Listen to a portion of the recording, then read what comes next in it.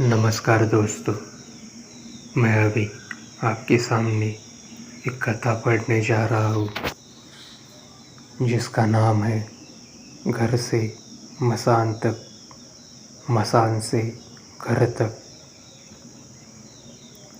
वैसे ये सुबह कल की बात है। मैं अपने भाई के साथ स्मशान गया था।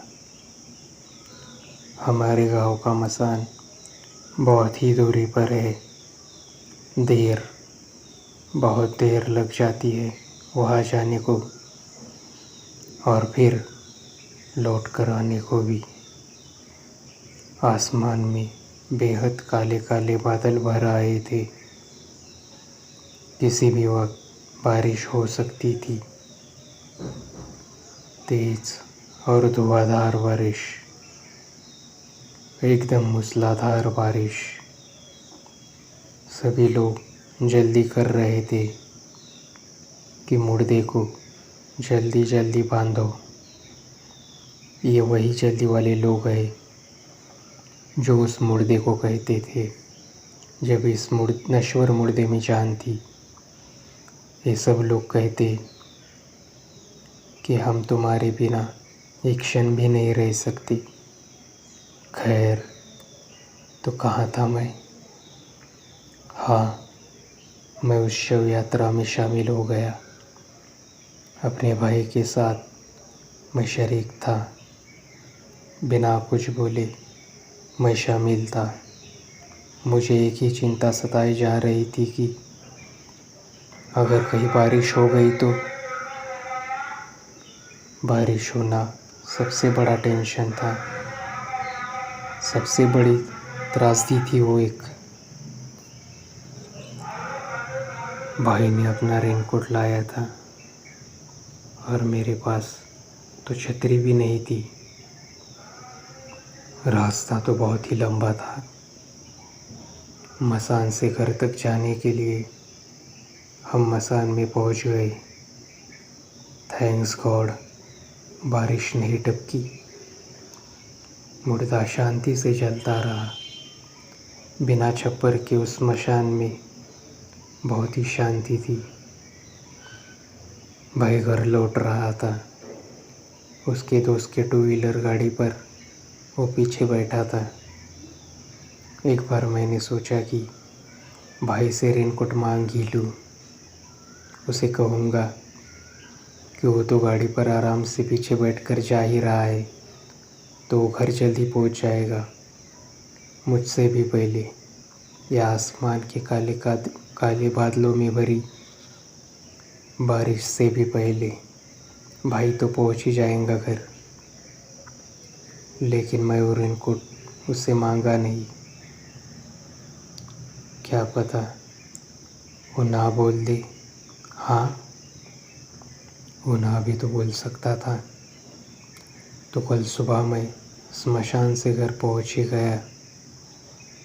बहुत तेज़ बारिश हुई, मूसलाधार बारिश। जैसा कि मेरा अंदाज़ा था, भाई भीगा नहीं। उसने तो रेनकोट पहन रखा था। घर पर आते ही भाई पहले बाथरूम में गया और नहाया गर्म पानी से। बहुत नहाया वो। घर आने के बाद मैं कुर्सी पर वैसा ही बैठा रहा। मुझे बहुत ही अलग लग रहा था, पता नहीं क्यों। शायद बारिश में मसान से घर आने पर ऐसा हुआ होगा। मैं अपने पूरे शरीर को देख रहा था। मेरे शरीर पर पानी की एक बूंद तक नहीं थी। मेरा पूरा शरीर सूखा सूखा सा था। मुझे अलग ही लग रहा था, बहुत ही अलग, जैसे बिना कपड़ों के मैं नग्न खड़ा हूँ। मैं भीगा कैसे नहीं, ये सवाल मैं खुद से ही पूछ रहा था। और फिर मुझे याद आया कि अभी थोड़ी देर पहले जो मेरा भाई बाथरूम में गया और गर्म पानी से नहाया या नहा रहा है, जिसने अपना रेनकोट मुझे नहीं दिया, वो मेरा भाई अभी थोड़ी देर पहले गांव के दूर वाले स्मशान में मुझे जला कर आया था। हाँ, वो मुर्दा मेरा ही था। अब मेरे पास शरीर नहीं था, रेनकोट पहनने लायक शरीर था ही नहीं मेरे पास। अब मैं निर्वस्त्र था। अब मेरे पास जूते या चप्पल नहीं थे। अब मैं वही था जिसे भिगोया नहीं जा सकता। अब मैं वही था जिसे सुखाया नहीं जा सकता। अब मैं वही था जिसे काटा नहीं जा सकता। अब मैं वही था जिसे गलाया नहीं जा सकता। घर घर से मसान जाते वक्त मैं कुछ और था। बिल्कुल मौन था मैं। उस बड़ी भीड़ में मैं सिर्फ शरीक था। मसान से घर के रास्ते में मैं कुछ और ही बन गया था। मुझे अब उस रेनकोट की कोई ज़रूरत नहीं थी, या उस तेज़ धुआंधार बारिश का कोई टेंशन नहीं था मुझे। लेकिन ये सब कल सुबह हुआ, या ये सब अभी थोड़ी देर पहले हुआ, ये समझ में नहीं आ रहा है। समय का, टाइम का कोई फ़र्क ही समझ में नहीं आ रहा है। लग रहा है जैसे काल ही अस्तित्व में नहीं है।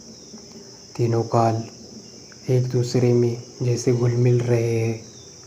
समझ में नहीं आ रहा कि मैं भूतकाल में अभी कुर्सी पर बैठा हूँ, कि मैं वर्तमान में कुर्सी पर बैठूँगा, या भविष्य में कुर्सी पर हूँ। शब्दों का हेर फेर कुछ भी समझ में नहीं आ रहा है। क्षण क्षण मेरे सामने जैसे भाग रहे हैं। ये कुछ अलग ही फीलिंग है, बहुत ही अलग, जिसे शब्दों में बांधा नहीं जा सकता या किसी को बताया भी नहीं जा सकता। पर फिर भी अभी भी मैं हूँ। ये भावना ही बहुत बढ़िया है, और ये भावना स्मशान ही दे सकता है, बाकी कोई भी नहीं। पता नहीं अभी मैं जो हूँ उस मैं का आगे जाकर क्या होगा। कुछ भी समझ में नहीं आ रहा है। मैं ठीक से बोल नहीं पा रहा हूँ। थैंक यू दोस्तों। कहानियाँ ख़त्म होती है।